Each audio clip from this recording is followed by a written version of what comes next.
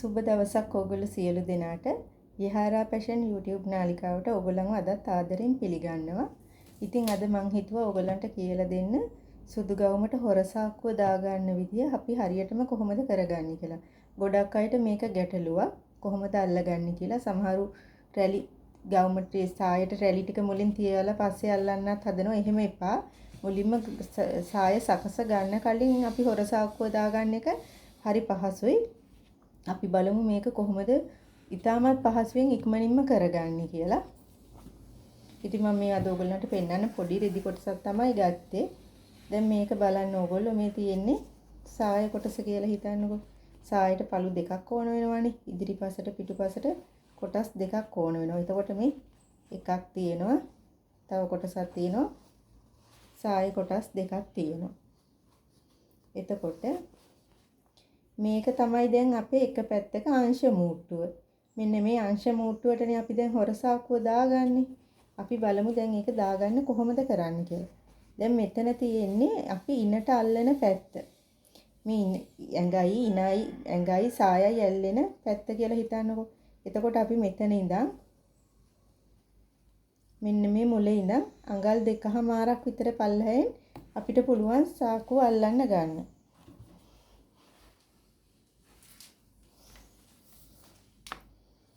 මේ විදිහට ටේප් එක තියලා අපිට මැන ගන්න පුළුවන්. මැනගෙන උඩට ඇඟයි සායයි ඇල්ලෙන්නත් අඟල් භාගයක් විතර යනවනේ. ඒ භාගෙටත් එක්ක තියලා අපිට මෙතනින් අඟල් 2මාරට මේ විදිහට ඔන්න මම දැන් මේක ඉවත දාන රෙදි කොටසක් හින්දා තමයි මම මේ රැටික් මෙහකින් ඇන්දේ. ඔයගොල්ලෝ එහෙම අඳින්න එපා මහන ගවුමකට. මම ඔයගොල්ලන්ට වඩාත් පහසුවට පේන්න තමයි මේ විදිහට. දැන් මෙතන ඉඳන් මේ කෙළවරේ ඉඳන් මම අඟල් 2මාරක් පහතින් තමයි දැන් ඔන්න සාක්කුව අල්ලගන්න හදන්නේ. එතන ලකුණු කරගත්තා. ඒක දැන් අපි ඔහොම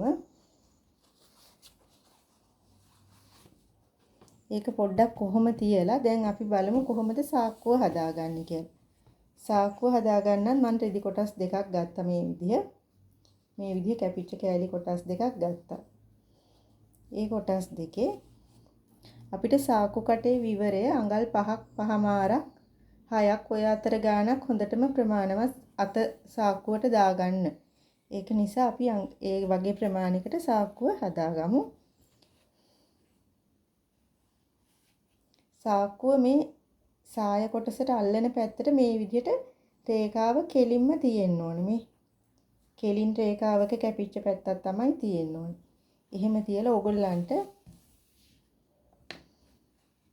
අත මෙහෙම තියලා ඕගොල්ලන්ට සාක්කුව ඇඳ ගන්නත් පුළුවන්. ඕගොල්ලන්ගේ මේ අත මෙහෙම තියලා ඔන්න ඔහොම තියලා මෙන්න මේ හැඩේ ඇඳ ගන්න. මෙන්න මෙහෙම හැඩයක් ඇඳ ගන්නත් පුළුවන්. මම ඇඳලා පෙන්නන්නම්. එහෙම නැත්නම් අත තියන්නම ඕනේ නැහැ. ඕගොල්ලන්ට මෙන්න මේ වගේ රවුන්ඩ් හැඩයක් ඇඳ ගන්න පුළුවන්. මම ඒක අත තියන්න නැතුව කරලා පෙන්නන්නම්. එතකොට ඕගොල්ලන්ට වඩාත් පහසුයි දැනගන්න. මුලින්ම මම අඟල් 6මාරක් විතර ලකුණු කර ගන්නවා රෙදි කොටසේ.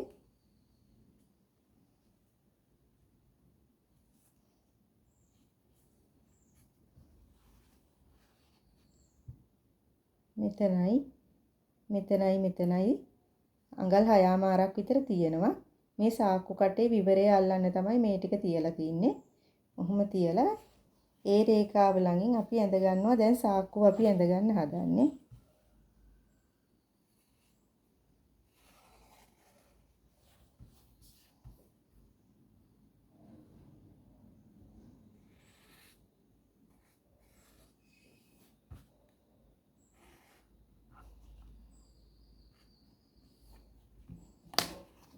මෙන්න මේ විදිහේ හැඩයක් එන්න ඔයගොල්ලන්ට පේනවා ඇති. සාමාන්‍ය බිත්තරයක හැඩයක් වගේ මෙන්න මේ විදිහේ හැඩයක් ඇඳ ගන්න. මේක අතින් ඇඳ ගන්න පුළුවන්. මේ ලකුණු කරපු ස්ථාන දෙකට සම්බන්ධ වෙන්න තමයි අපි දැන් මේ හැඩය මෙහෙම ඇඳගෙන තියෙන්නේ. මෙතන තියෙනවා 6මාරක උසක්. මම මෙතනට අඟල් 6මාරක උසක් අරන් තියෙනවා. අපි දැන් මේක කපා ගමු.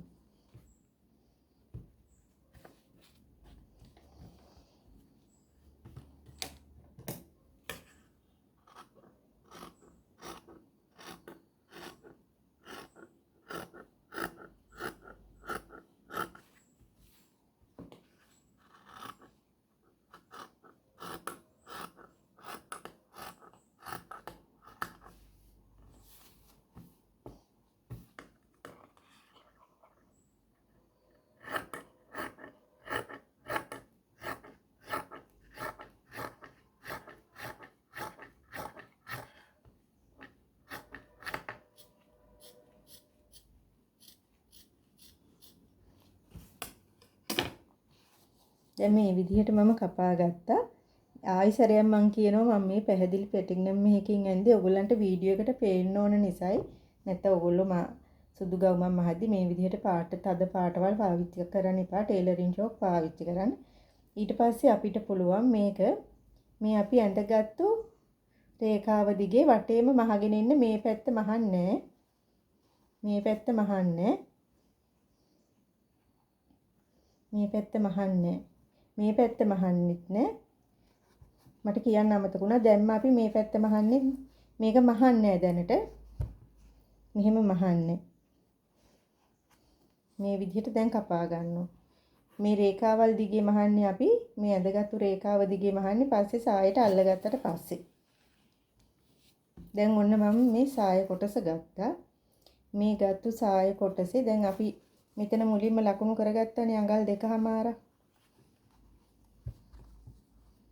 මේ අඟල් 2මාරක් පහතින් මේ සාකුවේ කොටස් දෙක තියාගන්න ඕනේ.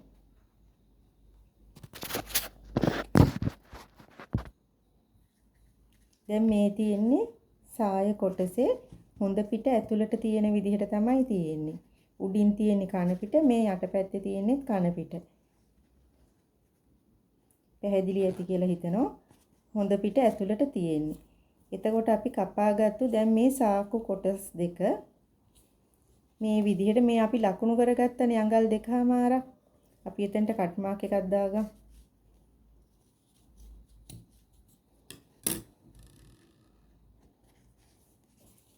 එතනින් මේ රෙද්ද හොඳ පිට පැත්තෙන් අපි මේක එක සාකු කොටසක් මෙහෙම තියාගන්නවා. ඔහොම තියාගෙන මේ කෙලින් ඉර පැත්ත තමයි තියන්නේ. මේ රවුම් හැඩය පැත්ත නෙමෙයි කෙලින් ඉර පැත්ත මේ සාය කොටසේ හොඳ පිට පැත්තෙන් ඇතුළට ඔන්න ඔහොම තියලා මේක අපි මහගෙන එනවා.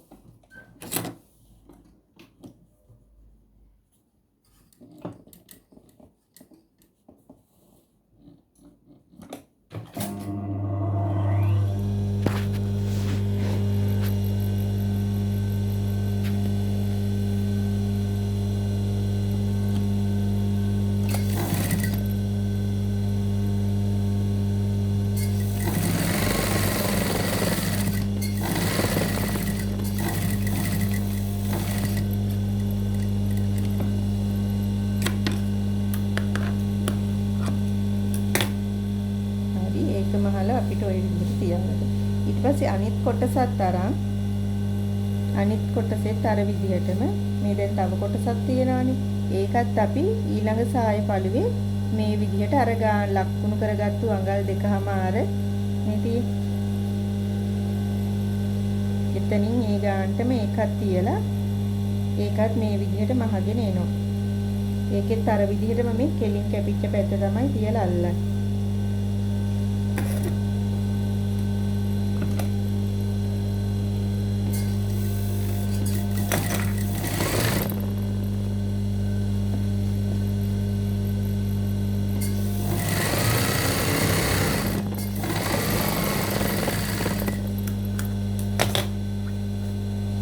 දැන් ඔන්නේ ඒ සාකු කොටසත් ඇල්ලුවා. දැන් ඇල්ලුනාම ඉන්නේ ওই විදිහට. දැන් මේ හොඳ පිට පැත්තෙන් පේන විදිහ තමයි. ඊට පස්සේ අපි මේ කොටස් දෙක ආපහු ওই විදිහට හොඳ පිටට තියලා මේ සාකු කොටස එළියට පැත්තට තියාගන්නවා. මෙන්න මෙහෙම. දැන් සාකු කොටස එළියට තියාගෙන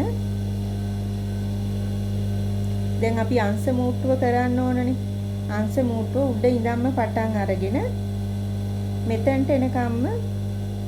මෙතෙන්ට එනකම්ම මහනවා. මෙතනදී අපි මේ දැන් මේ සාකු කට මූට්ටු කරපු තැනට වඩා තව අඟල් භාගයක් විතර පල්ලෙහාට මේ හරියට විතර එනකම් ඔය හරියට වෙනකම් විතර අපි දැන් අංශ මූට්ටුව මහගෙන ඇවිල්ලා ඊට පස්සේ මේ මෙහෙම හරවගෙන මෙන්න මෙහෙම මේක වටේ ඔන්න ඔහොම මහගෙන එන්න ඕනේ.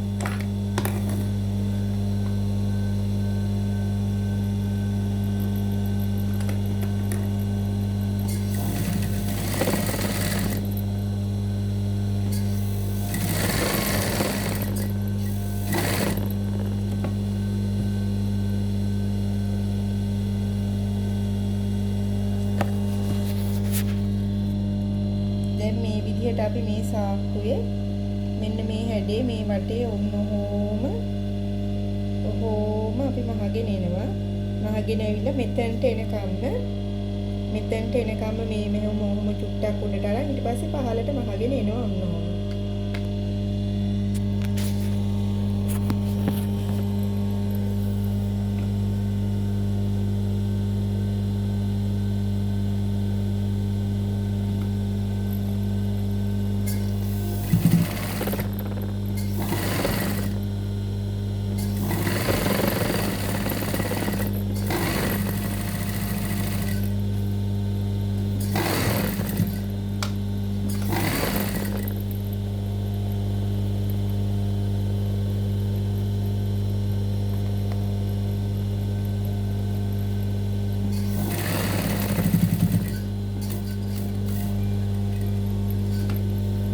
දැන් ආපහු අංශ මුට්ටුව පහළ වාටියට වෙනකම් මහගෙන එන්න පුළුවන් අපිට මේ විදියට.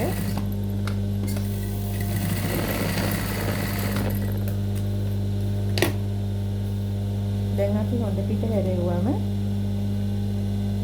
දැන් අපි සාය හරව ගත්තාම මේ පැත්තට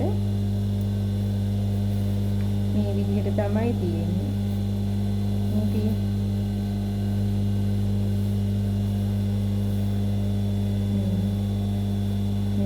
සාක්කුව ඇතුළට යන විදිහට අපිට හොඳට අත දාගන්න පුළුවන්. මේකේ සාක්කු කට පහමාරක් හොඳටම ප්‍රමාණවත්. පහකුත් හොඳටම ඇති. ඒ ප්‍රමාණය කියලා මහගන්න මේක ඉන්නේ ඇතුළට හොඳට. සාක්කුව ඔයගොල්ලෝ ඉඩ ඇති වෙන්න කපා ගන්න. ඉඩ ඇති වෙන ප්‍රමාණයට කපලා මේ කොණු මේවා මැහුවට පස්සේ මේ අයිනවල් හොඳට මේ අංශ මෝට්ටුවත් එක්ක මේ දෙපැත්ත හොඳට අයත් කරන්න. එතකොට හොඳ නිමාවක් එනවා. ඉතින් ওই විදිහට තමයි සාක්කුව අල්ලන්නේ. මෙතනින් අඟල් 2මාරක ප්‍රමාණයක් තිබ්බම මෙතන ඇඟයි සායයි ඇල්ලුණාට පස්සේ මෙතනින් අඟල් 2ක වගේ පහතින් තමයි සාක්කුව එතකොට ඇල්ලිලා තියෙන්නේ. ඉතින් ඒක ගොඩාක් පහළට අත දානවට වැඩිය මේ ඉන මට්ටමින් චුට්ටක් පල්ලෙහාට සාක්කුව දැම්මම මේ විදිහට අත දාගන්න ලේසි. ඉතින් ඔන්න ඔය විදිහට තමයි සුදු ගාමට හොර සාක්කුව අල්ලන්නේ. ඔයගොල්ලෝ කරලා බලන්න. එහෙනම් අද වීඩියෝ එකේ ඔයගොල්ලන්ට ගොඩක් ප්‍රයෝජන වෙන්න ඇති කියලා හිතනවා. තවත් අලුත් දවසක අලුත් වීඩියෝ එකකින් අලුත් දැනුමක් සමග ඔයගොල්ලෝ හම්බ වෙන්න. එතරම් ඔයගොල්ලන්ට සුබ දවසක් ගිහින් එන්න.